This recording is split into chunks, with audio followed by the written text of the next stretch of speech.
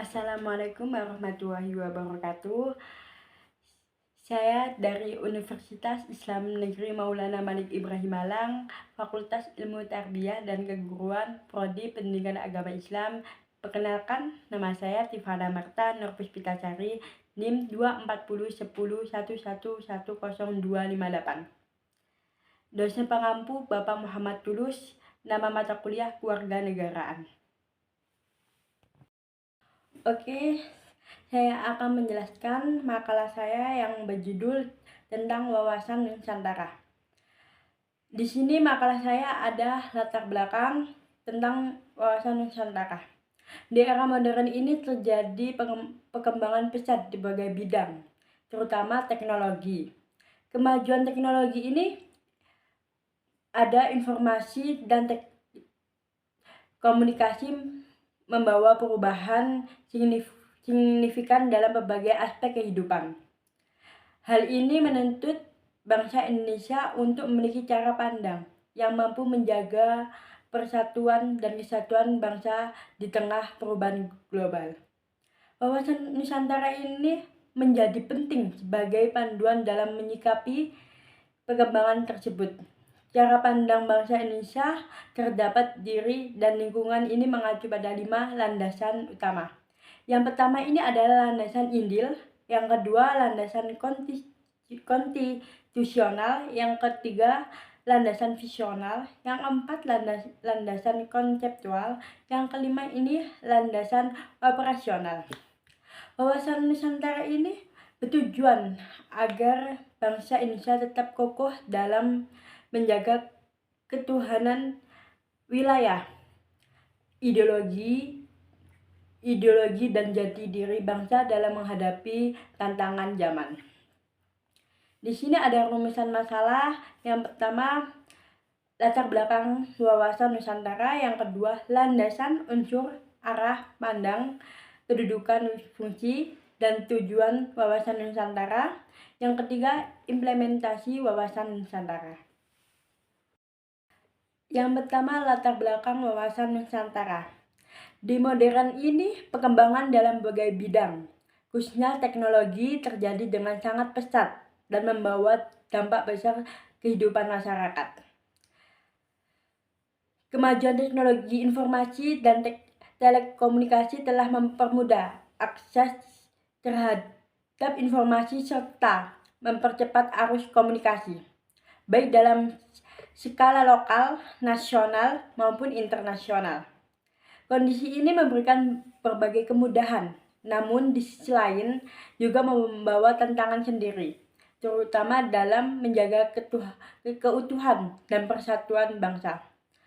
Kemajuan tersebut berpotensi mempengaruhi nilai budaya, sosial, dan ideologi bangsa. Arus globalisasi dan informasi yang begitu cepat dapat memudahkan semangat kebangsaan, nasionalisme, serta rasa cinta tanah air, terutama di kalangan generasi muda. Oleh karena itu, diperlukan suatu pandang atau konsep yang mampu menjaga integritas nasional dan menumbuhkan kembali semangat persatuan dalam bingkai negara Kesatuan Republik Indonesia atau disebut NKRI. Wawasan Nusantara hadir sebagai konsepsi yang memandang Indonesia sebagai satu kesatuan wilayah yang utuh, baik segi politik, ekonomi, sosial, maupun pertahanan dan keamanan. Konsep ini terjadi dasar dalam upaya memperkokoh persatuan dan kesatuan bangsa di tengah perubahan zaman yang begitu dinamis. Selanjutnya, landasan unsur arah pandang, kedudukan, fungsi, dan tujuan wawasan Nusantara. Di sini saya akan menjelaskan tentang landasan wawasan Nusantara. Landasan wawasan Nusantara ini dibagi jadi 5, yaitu landasan Indil, landasan konstitusional, landasan visional, dan landasan konseptual, dan terakhir landasan operasional. Landasan Indil ini mengacu pada Pancasila sebagai dasar negara dan pandangan hidup bangsa. Pancasila menjadi pedoman utama dalam berbentuk sikap dan perilaku warga negara serta menjadikan dasar dalam menyusun kebijakan nasional. Melalui nilai-nilai Pancasila, bangsa Indonesia diarahkan untuk hidup rukun, adil, dan saling menghargai dalam keberagamaan. Itu landasan Injil. Kalau landasan konstitusional itu apa? Ini merujuk pada Undang-Undang Dasar 1945 sebagai hukum dasar dalam berbangsa dan bernegara. Wawasan Nusantara ini sebagai cara pandang yang diatur dan ditegaskan dalam undang-undang, terutama dalam pembukaan dan pasal-pasal yang menekankan persatuan, kedaulatan, dan keutuhan wilayah. Yang ketiga, landasan visional. Apa sih landasan visional itu? Landasan ini berkaitan dengan tujuan jangka panjang bangsa Indonesia. Visi bangsa adalah mewujudkan masyarakat yang adil, makmur, dan sejahtera secara merata. Wawasan Nusantara memberikan arah agar seluruh pembangun dan kebijakan menuju cita-cita nasional sesuai pembukaan Undang-Undang Dasar 1945. Yang keempat ini landasan konseptual. Landasan ini menjelaskan tentang konsep dasar wawasan Nusantara itu sendiri, yaitu cara pandang dan sikap bangsa Indonesia terhadap diri dan lingkungan berdasarkan prinsip kesatuan wilayah. Artinya itu semua kebijakan dan tindakan nasional harus mempertimbangkan kepentingan seluruh wilayah Indonesia secara utuh dan menyeluruh. Yang terakhir ini landasan operasional. Apa sih landasan operasional ini? Berkaitan dengan pelaksanakan nyata wawasan Nusantara dalam kehidupan sehari-hari dan dalam menyelenggarakan negara. Misalnya kayak kebijakan pembangunan daerah tetap memperhatikan keseimbangan antar wilayah, mempertahankan negara dilakukan secara terpadu, serta distribusi kesejahteraan yang merata di seluruh Indonesia. Ya, selanjutnya ini unsur-unsur dasar wawasan Nusantara. Unsur dasar wawasan Nusantara ini ada 3, yaitu wadah, 2 isi wawasan Nusantara, dan 3 tata laku wawasan Nusantara. Wadah itu apa sih? Wadah itu merupakan wilayah Nusantara sebagai kesatuan geografis yang terdiri dari daratan, lautan, dan udara, termasuk di dalam kekayaan alam dan suku bangsa. Indonesia dipandang sebagai satu kesatuan wilayah yang tidak bisa dipisahkan, walaupun terdiri dari ribuan pulau berbagai etnis. Wadah ini menekankan pentingnya menjaga keutuhan dan kedaulatan wilayah Indonesia secara menyeluruh. Yang kedua, isi wawasan Nusantara.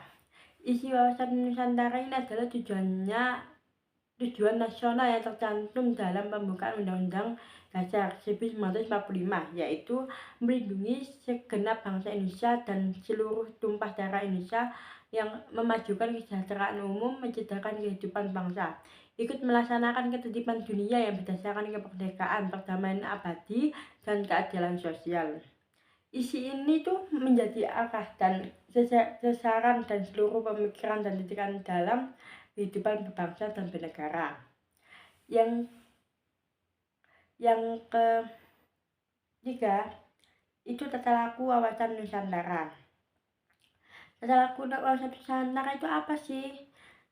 Tata laku wawasan Nusantara itu implementasi dari cara pandang wawasan Nusantara dalam kehidupan yang nyata. Tata laku itu terbagi menjadi 2, yaitu tata laku batiniah dan tata laku lahiriah. Selanjutnya, arah pandang wawasan Nusantara. Arah pandang wawasan Nusantara itu dibagi menjadi 2, arah pandang ke dalam sama arah pandang ke luar. Apa sih arah pandang ke dalam itu? Tujuannya adalah menjamin mewujudkan persatuan dan kesatuan segenap aspek kehidupan nasional, baik aspek alamiah maupun aspek sosial. Kalau arah pandang keluar itu tujuannya adalah untuk menjamin kepentingan nasional dalam dunia yang serba berubah maupun kehidupan dalam negeri, serta dalam melaksanakan ketertiban dunia berdasarkan kemerdekaan, perdamaian abadi, dan keadilan sosial, serta kerjasama dan sikap saling menghormati. Fungsi wawasan Nusantara. Fungsi wawasan Nusantara ini apa?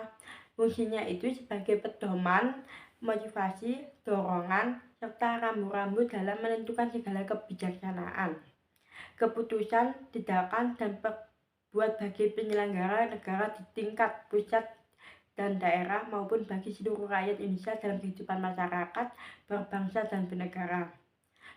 Tujuannya itu bertujuan untuk mewujudkan nasionalisme yang tinggi di segala aspek kehidupan rakyat Indonesia yang lebih mengutamakan kepentingan nasional daripada kepentingan individu, kelompok, golongan, suku, dan bangsa atau daerah. Selanjutnya ini adalah implementasi wawasan Nusantara. Implementasi wawasan Nusantara ini terlihat dalam berbagai aspek kehidupan berbangsa dan bernegara. Berikut ini adalah beberapa implementasi.